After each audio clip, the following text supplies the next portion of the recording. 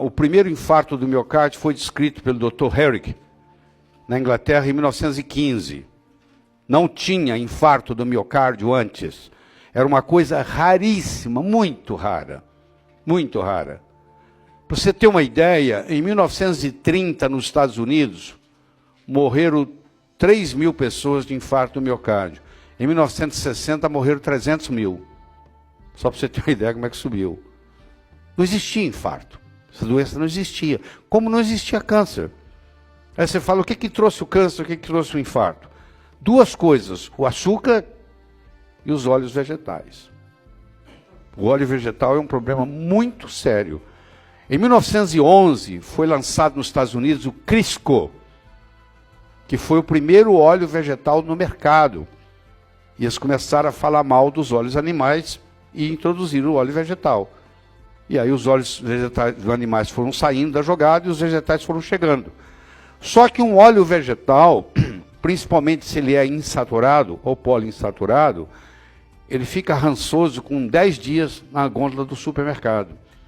Para ele não estragar, ele passa por um processo chamado hidrogenação parcial, onde ele é aquecido a quase 500 graus Celsius e entra hidrogênio e ele vira gordura, parte dele vira trans. Então quando você compra, você já leva para casa o veneno. Quando chega na sua casa, pior ainda, você joga aquilo na frigideira, cuja temperatura é bem maior do que a panela. Porque a panela, a temperatura é parecida com a fervura da água. Na frigideira não tem nada a ver com água. Isso vai a 260, 270 graus. E ele vira, além de ele oxidar, ele vira trans. Então essa é uma outra toxina que você leva para casa todos os dias. Você vai no supermercado e compra. Muitos de vocês aqui, até hoje, a partir de segunda-feira eu sei que não vai acontecer mais, você cozinha com o pior deles todos, que é o canola. É o pior, o mais caro e o pior deles, veneno.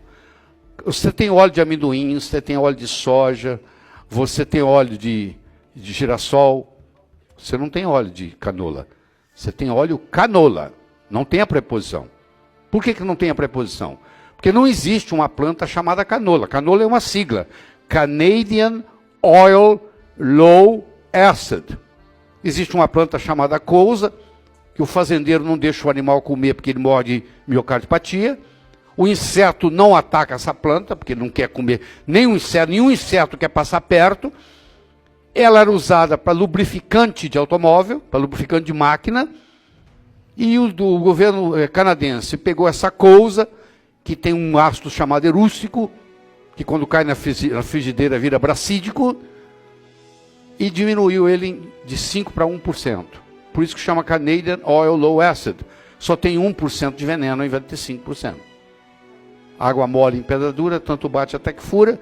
Depois de 20 anos que você está comendo com canola, você infarta. Você desenvolve miocardiopatia, você desenvolve insuficiência cardíaca congestiva. Então eu quero que você entenda, essa toxina chega na sua mesa de graça, porque como você não tem preparo para isso, que você não aprendeu na faculdade de nutrição, você acha que porque vem a propaganda que canola é bom, você vai, isso é ótimo.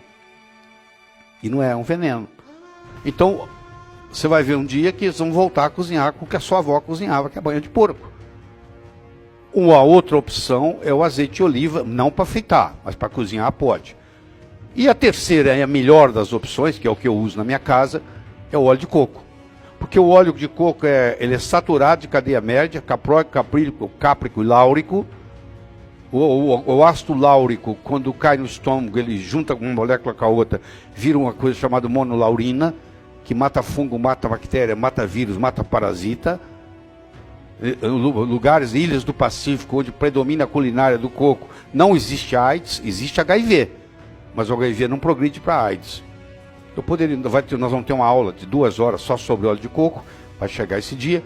Mas isso você tem que pensar o seguinte: como é que eu vou cozinhar na minha casa a partir de segunda-feira? Porque se você está cozinhando com canola, ou qualquer outro desses óleos, eu quero que você saiba que você está levando para casa um veneno.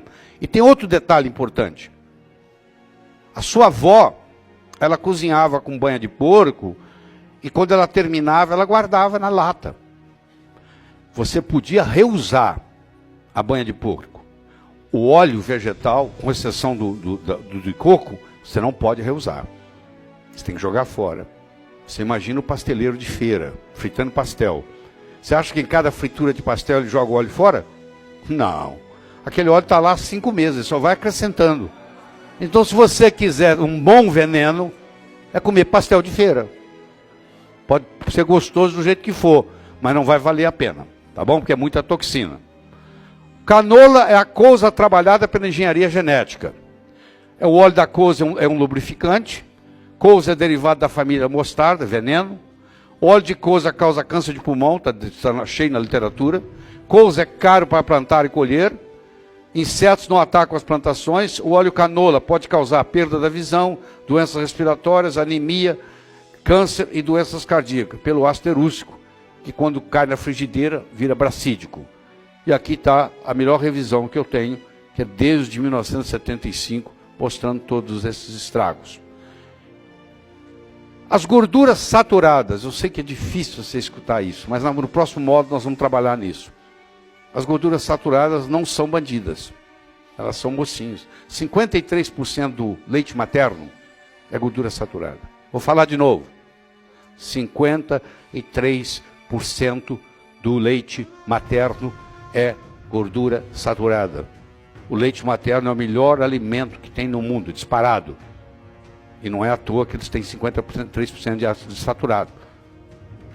Então, esse conceito que você tem que saturado faz mal, isso não é verdade.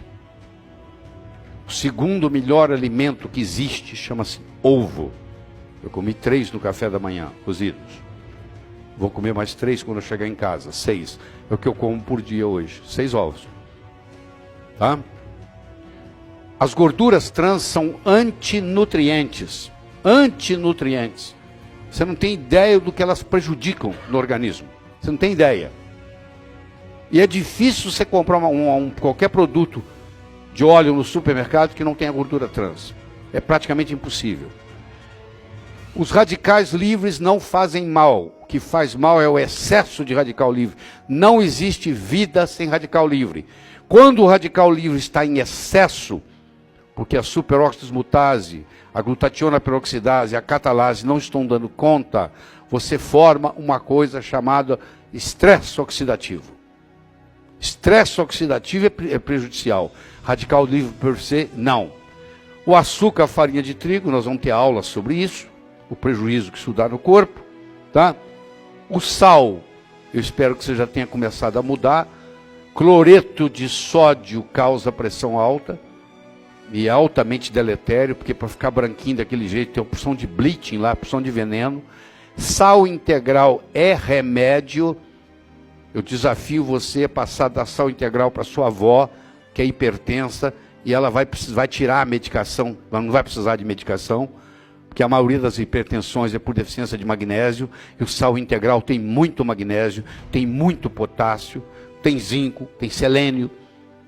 Então, sal é remédio, cloreto de sódio é veneno. As pessoas misturam uma coisa com a outra. Quando fala sal, você lembra do cloreto de sódio. Cloreto de sódio eu não estou recomendando. Sal eu estou recomendando.